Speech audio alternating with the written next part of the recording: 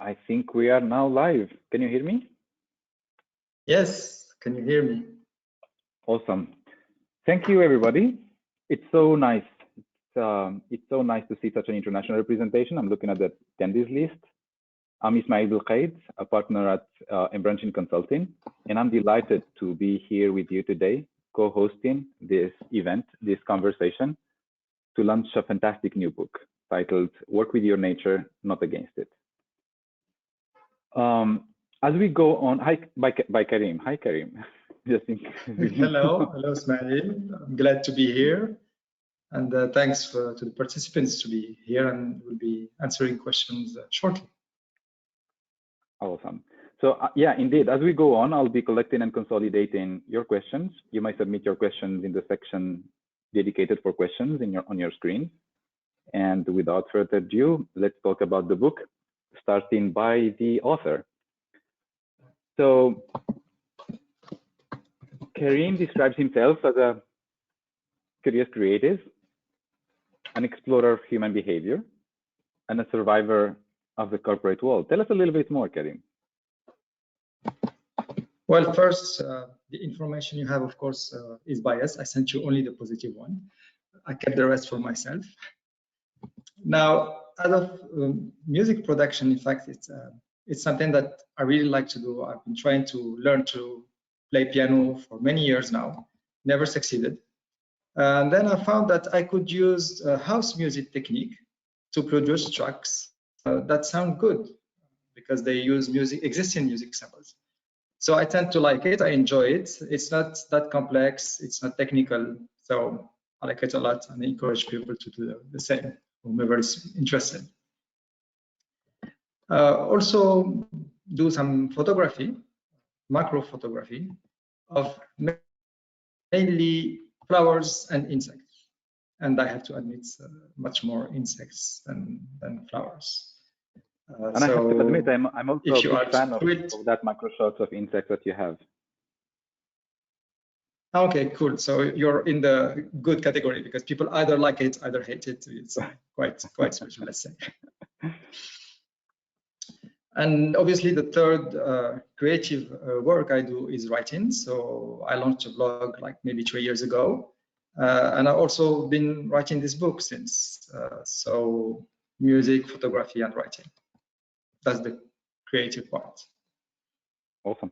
As of human behavior, I'm quite curious and intrigued about human behavior. I mean, it's a very important topic, very close, let's say, to my heart.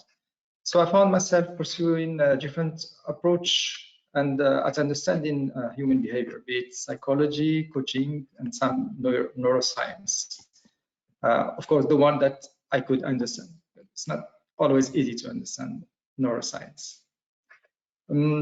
I did so through certifications, but also reading and listening to podcasts. And of course, there is this book that also helped me investigate a lot because I had to go and search for data, information, research, so that I can back whatever I was stating by, let's say, science, not only opinion. Awesome. And how about that being a survivor of the corporate world? I think we all are in some way, right? Or how is that different or unique? Well, I spent a bit more than 15 years in the corporate world, and what I could notice firsthand is that oftentimes the way companies operate does not really fit human nature. So most employees end up either in a routine kind of job or in an endless pursuit of achievements, which is quite a drain of energy and health also if that's sustained too long. So I kept searching, I kept observing, I kept reading for a common ground between achievement, which is crucial to capitalism, and fulfillment, which is important to human well-being. And this is part of what you'll find in the book, is common ground between achievement and fulfillment. Fantastic. And now moving to the book. So how did all How did it all start? How did the idea of writing a book emerge for you?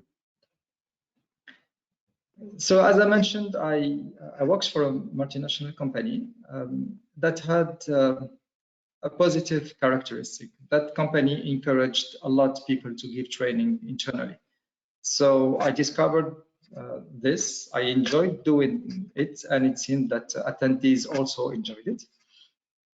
And it reminded me of something very basic. Is like, in general, I like to share stuff, be it knowledge, music, pictures, whatever it is.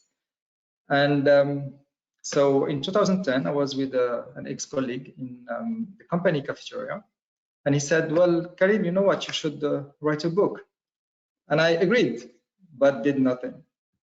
Well, to be fair to me, I did something, and I did it really well. I procrastinated for 5 years. So it was until 2015 that I started writing articles, and it was in French, and I disliked them. Like, it wasn't the kind of articles I wanted to write. So I stopped writing. And again, in 2018, I came back, launched a blog, and resumed writing, this time in English. And I got a lot of positive feedback from my friends. So I said, maybe there is something to it. And it was between 2018 and 2020 that I wrote most of the content of the book. But quite weirdly, I had no idea about the theme, the title, or whatever. So end 2020, I read again all of my articles, and I found a common ground between a third of them, like maybe 30%. And that common ground is why work against our nature when we can work in sync with it. And I loved it because I'm lazy, so it seemed like a great title to me. And as a proud procrastinator, it took me 9 more months to complete, correct, and publish the book. And today is the D-Day. So curiously, a pro procrastinator is writing a book to how to overcome procrastinating. Yes, exactly. And I have all the needed experience and credentials. Like, I'm an expert procrastinator. Yeah, I can tell if the whole story started in 2010. Yeah, 11 years is cool to finish a book, right? It seems like to normal people, but to procrastinator, it's very quick. All right. So I see you have also booked, or you have used workwithyournature.com as the website for your book, and I was curious to know which one came first. I mean, did you decide on the title of your book based on the availability of the domain name, or it was the other way around? Yeah, it happens a lot of times these days. There are almost no .com available, but I was lucky enough to find one. So it was the title first and the domain name after. Awesome. At least for all of us who've had the chance to have a look and read the book, I think we are delighted about that. But there's one question that keeps coming back, which is the reference to nature. What do you mean really by nature here? Yes, when we look around us, like, people are both very similar and very different. Like human species, you can distinguish a human from another animal very quickly, but at the same time, so we are quite similar, but at the same time, we are very different as individuals. And by nature, I'm referring to both human nature and our uniqueness, or shall I say distinctiveness, as individuals. Why is it that so it's key, right? But why is it that important to actually understand one's nature and how to perceive that, how to explore that? So more and more psychologists agree to say that life is tough. And when I used to have a psychologist to say that, right? I can witness. Yeah, exactly. That's the point. Like, this crisis helps a lot into establishing this, because I used to have a few people that weren't really agreeing on that. And of course, they still exist, but they are less and less. So life is tough. And why make it tougher? Why work against our nature when we can work in sync with it? When we work against our nature, we have to use one specific muscle, which is called willpower. And it's a real energy drain, especially for lazy people like me. So I said there should be another way. And the idea was to dissect our nature into components that we can understand and get to know, so that we are able to work in sync with them. And so as we discover our operating mode, we tend to better appreciate work and life. Awesome. So you're referring to it as an operating mode then? Yes, that's our natural behavioral patterns, how we like and dislike to do things. This is what triggers stress, pleasure, commitment, and procrastination. How do you discover those things? Well, that's what the book is about. So there are 14 chapters, and each of one clarifies elements about human nature. So it can be talent, motivations, self-esteem, willpower, this kind of things. And at the end of each chapter, there is a reflection sheet so that the reader can unveil how it specifically applies to her or him. As I said earlier, we are both very similar and different. So here the idea is to find out how different we are and how we can act on it. And at the end of the book, there is a master reflection sheet that synthesizes everything the reader learned about her or himself in a one-pager. And I think it's quite powerful to see ourselves in a one-pager. It really opens new possibilities. So the book is in A5 format, so it makes it easy to move around with it and carry it in a bag. It's less practical to do exercises because, as I said, there are reflection sheets in the book.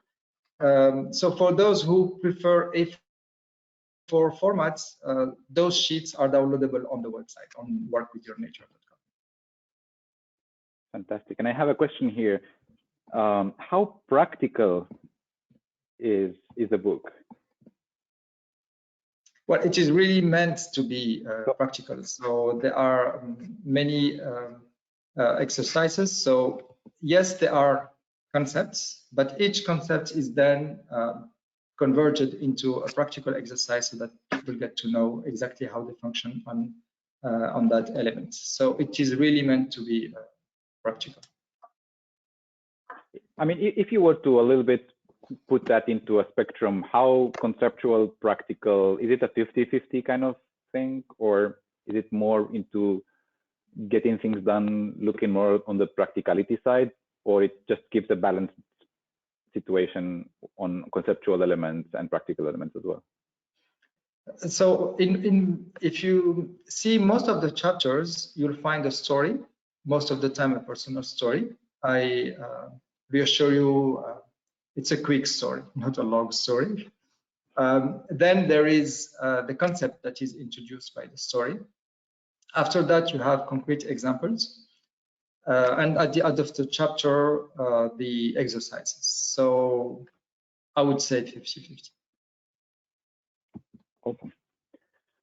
How I know that this is an 11-year journey. How did you source? So I think the audience would also be curious on understanding or getting some sense on how do you source the content for such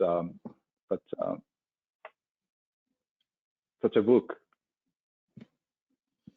So as I said earlier, I'm quite curious about human behavior. So I've combined what I learned in terms of coaching. So I have 3 coaching certifications. Psychology, so I followed psychology courses online. Neuroscience, again, the part that I get a grasp of. And try to distill all of this in actionable concepts and tools to bring about change in the reader in the most efficient manner possible. So I said I was lazy, so I sympathize with lazy people, so I tried to be really efficient in the book. And for the most skeptics, I've put all the sources in the bibliography section in the book. Fantastic. I remember now that I really loved that section where you were talking about how to wake up or how to use your system too. So I'll leave it with the audience when they would have a chance to have a read of this book. Karim, what's your biggest or deepest satisfaction out of this work? Well, that's exactly related to the previous question. My dearest wish is that people learn something. And here I'm not really referring to knowledge, I'm referring to learning something about themselves so that they become better at managing themselves and live a more fulfilling life. Fantastic. Just I mean, for the dear audience, don't hesitate to add your questions. We have a few already, but if you have any further questions, just use the questions section on your screens. Please feel free to do that. And let me go through a few more points here. So just to maybe, if you were to summarize, I know it's not the greatest question. If you were to summarize a book or this experience in one sentence, how would you simplify it? How would you go about it, Karim? So I hate these kind of questions. I'm not good at answering this kind of questions. So thank you, Ismail. I'm really grateful that you asked. Now, the point is, I thought of this while writing the book. So I've put it, it's the last thing you can read in the book. It's a quote from Gandhi. And it says, the greatest traveler is not the one who went 10 times around the world, but the one who went once around her or himself. That's deep, even for me. That's Gandhi. All right, thank you, Karim. One question I'm having here is the book available for pre-order or is it available to order? So the book is. How can we get this? Yeah, it's a very good question, I have to admit. So the book is available in two formats. My question. Okay. In two formats, so paperback and Kindle. And it is on sales in two platforms, Amazon and englishbooks.ma.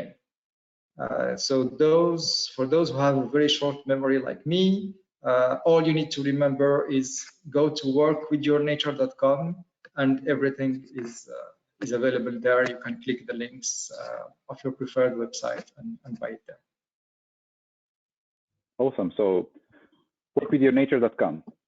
I'll say it once again, workwithyournature.com. Did you work in advertising previously? I might start.